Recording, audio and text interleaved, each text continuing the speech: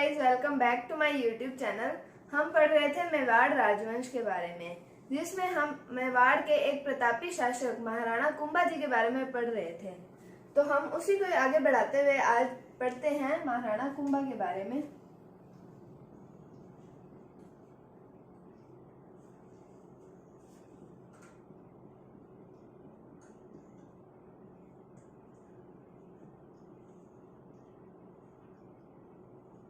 महाराणा कुंभा के काल को कला व संस्कृति की दृष्टि से मेवाड़ का स्वर्णिम काल कहा जाता है। क्या कहा जाता है? कला व संस्कृति की दृष्टि से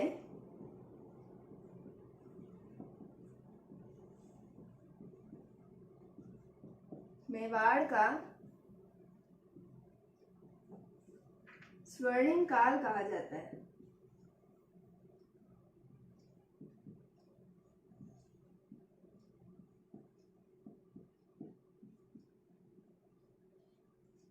कला व संस्कृति की दृष्टि से मेवाड़ का स्वर्णिम काल अगर पूछा जाए हमसे किसे कहा जाता है, तो वो महाराणा कुंभा के काल को कहा जाता है। फिर जब हम पढ़ रहे थे कि महाराणा कुंभा के बारे में जानकारी के स्रोत हमने पढ़े थे, तो हमने ये पढ़ा था कि एक कविवर आते हैं श्यामल दास जी। इनकी पुस्तक का नाम आता है वीर विनोद। इनके बारे में हमें मेवाड़ के इतिहास और महाराणा कुंभा के बारे में जानकारी प्राप्त होती है। तो उसमें हमने ये पढ़ा था कि इन्होंने 84 दुर्गों में से, राजस्थान के कुल 84 दुर्गों में से 32 दुर्गों का निर्माण करवाया था। तो अब हम देखते हैं कि कौन कौन से दुर्ग थे। वो कुछ इंपॉर्टेंट दुर्गों के बारे में देखते हैं।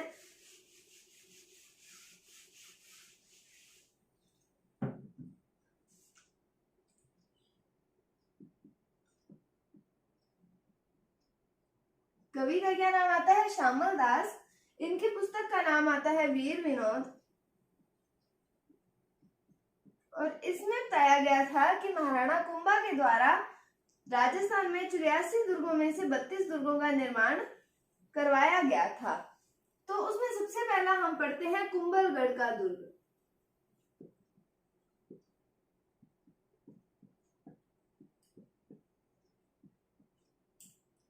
कुंभलगढ़ का दुर्ग महाराणा कुंभा के द्वारा उनकी पत्नी कुंभल देवी की याद में बनवाया गया था।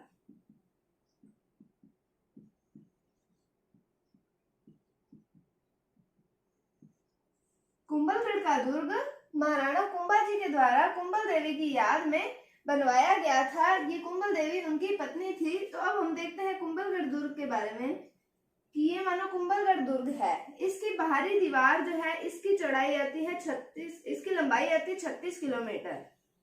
तो बाहरी दीवार की जो लंबाई है वो 36 किलोमीटर है, इसलिए इसे भारत की महान दीवार कहा जाता है।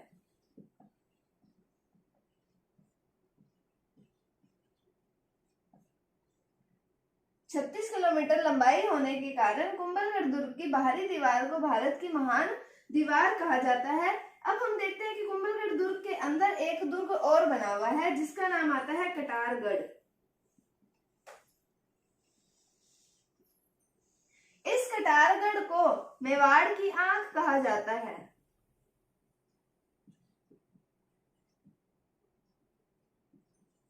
तो ये भी इंपॉर्टेंट क्वेश्चन है कि मेवाड़ की आंख किसे कहा जाता है, तो वो कटारगढ़ दुर्ग को कहा जाता है, जो कि कुंभलगढ़ दुर्ग के अंदर बना हुआ है। उसके बाद में हम देखते हैं कि इसके वास्तुकार कौन आते हैं। कुंभलगढ़ दुर्ग के वास्तुकार का नाम आता है मंडन। ये गुजराती वास्तुकार थे। इन्होंने कुंभलगढ़ दुर्ग के वास्तुकार थे। इन्होंने मतलब कुंभलगढ़ दुर्ग का नक्शा तैयार किया था, एक तरह से हम कह सकते हैं। और ये जो कटारगढ़ दुर्ग है, यहाँ पर महाराणा कुंभा जी निवास करते थे। महाराणा कुंभा का निवास स्थान है कटारगढ़ दुर्ग। बाकी हम कुंभलगढ़ दुर्ग के बारे में जब हम राजस्थान के दुर्ग पढ़ेंगे, दुर्ग और किले पढ़ेंगे, उसके अंदर हम इसके बारे में विस्तार से पढ़ेंगे। तो अब हम थोड़ा बहुत देख लेते हैं इसके बारे में कि कुंभलगढ़ दुर्ग है किसकी याद में बनाया गया था। इनकी पत्नी कुंभल देवी की याद में बनाया गया था। इसकी बाहरी दीवार जो है वो 36 किलोमीटर लंबी है, इसलिए इसे भारत की महान दीवार कहा जाता है। इसके अंदर एक और दुर्ग आता है जिसका नाम आता है कटारगढ़। उसे मेवाड़ की आंख कहा जाता है। और यहाँ महाराणा कुंभा निवास करते थे, इनका निवास स्थल कहा जाता है। और कुंभलगढ़ दुर्ग के वास्तुकार की बात करें तो इनका नाम आता है मंडल। तो ये तो था पहला दुर्ग हो गया कुंभलगढ़ दुर्ग। उसके बाद हम दूसरा दुर्ग देखते हैं।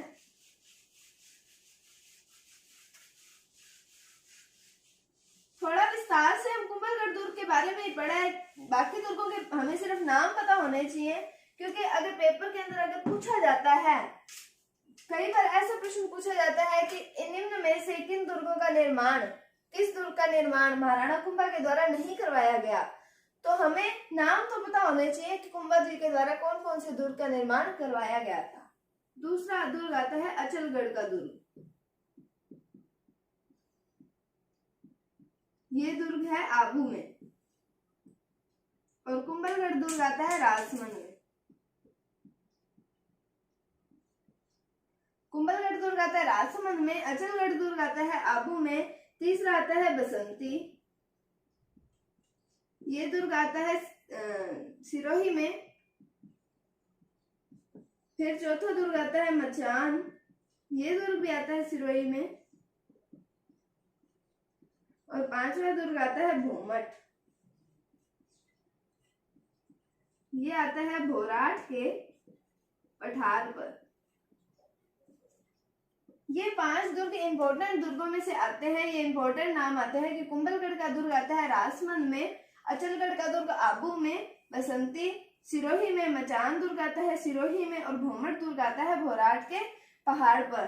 तो ये थे इनके दुर्गों के बारे में। अब हम आगे बढ़ते हैं।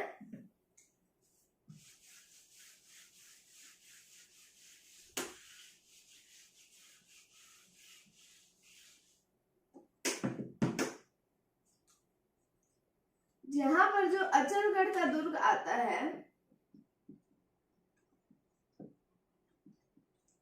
एक पड़ा हमने कुंभलगढ़ का दुर्ग,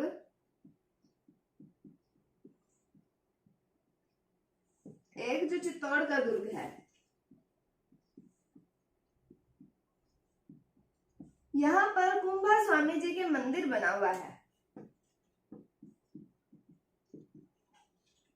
कुंभा स्वामी जी का मंदिर बना हुआ है, तो वो कहाँ बना हुआ है? अचलगढ़ दुर्ग, कुंभलगढ़ दुर्ग और चित्तौड़ दुर्ग में कुंभा स्वामी जी का मंदिर बना हुआ है। अब हम देखते हैं कि महाराणा कुंभा के काल में एक मंदिर का निर्माण हुआ था जिसका नाम आता है श्रृंगार चमरी।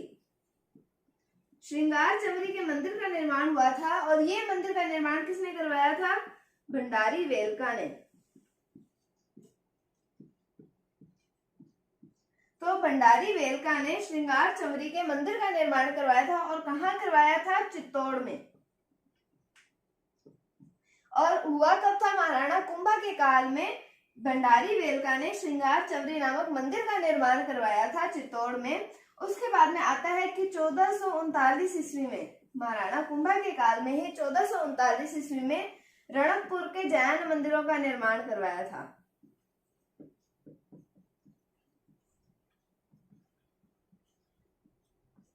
ये जैन मंदिर जो है ये अपने 1444 सीढ़ियों के लिए प्रसिद्ध हैं। 1439 में रणकपुर के जैन मंदिरों का निर्माण करवाया गया था, और ये 1444 सीढ़ियों के लिए प्रसिद्ध हैं, और इनका निर्माण करवाया गया था धरणक शाह के द्वारा। तो हमने देखा कि अचलगढ़ दुर्ग, कुंभलगढ़ दुर्ग और चित्तौड़गढ़ दुर्ग में कुंभा स्वामी जी का मंदिर का निर्माण किया गया, और श्रृंगार चमरी के मंदिर का निर्माण किया गया भंडारी वेलका के द्वारा चित्तौड़ में महाराणा कुंभा के काल में। और महाराणा कुंभा के काल में ही 1439 ईस्वी में रणकपुर के जैन मंदिरों का निर्माण किया गया, और ये 1444 सीढ़ियों के कारण प्रसिद्ध हैं, और इनका निर्माण करवाया था वो किसने करवाया था? धरणक शाह ने। अब हम आगे बढ़ते हैं।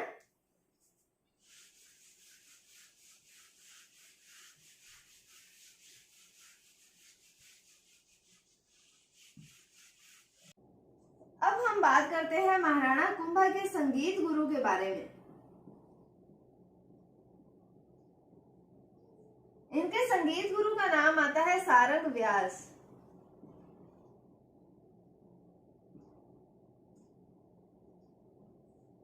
तो इनके संगीत गुरु का नाम आता है सारंग व्यास जी, और ये जो महाराणा कुंभा है, महाराणा कुंभा एक वाद्य यंत्र बजाने में निपुण थे जिसका नाम आता है वीणा। तो ये वीणा वाद्य यंत्र बजाने में निपुण थे। तो इनके संगीत गुरु का नाम पूछा जाता है कई बार कि क्या नाम है, सारंग व्यास।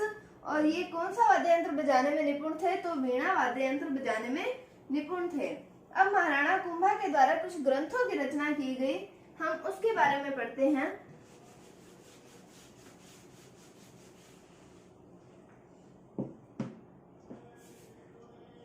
तो पहला ग्रंथ आता है संगीत राज। ये संगीत राज जो है ये 5 भागों में विभक्त है।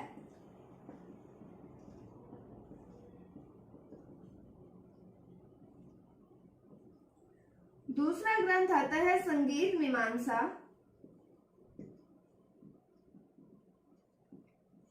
तीसरा आता है सूड प्रबंध। चौथा आता है कामराज रतिसार। पांचवा आता है हरवर्तिका। और छठा आता है जयदेव जी द्वारा रचित गीत गोविंद पर इन्होंने एक टीका लिखी थी।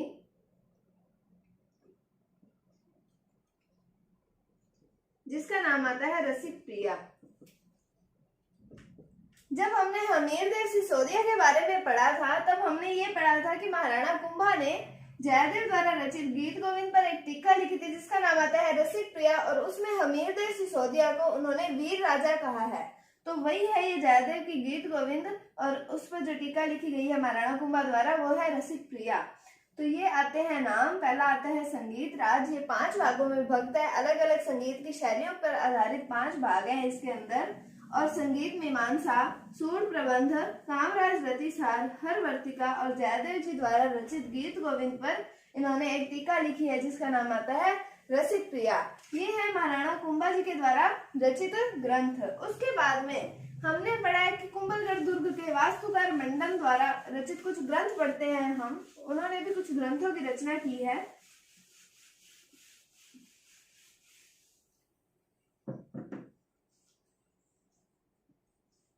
तो मंडन जो कि एक गुजराती वास्तुकार थे, उनके द्वारा रचित ग्रंथ आते हैं। पहला आता है रूप मंडन।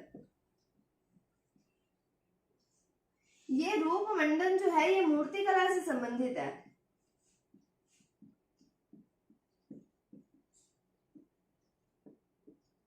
कई बार ये पूछा जाता है कि रूप मंडन किससे संबंधित है, तो ये मूर्ति कला से संबंधित है। ये आ गया पहला। दूसरा आएगा वास्तु मंडन। तीसरा आता है सगुन मंडन। चौथा आता है प्रसाद मंडन। पांचवा आता है देव मूर्ति प्रकरण।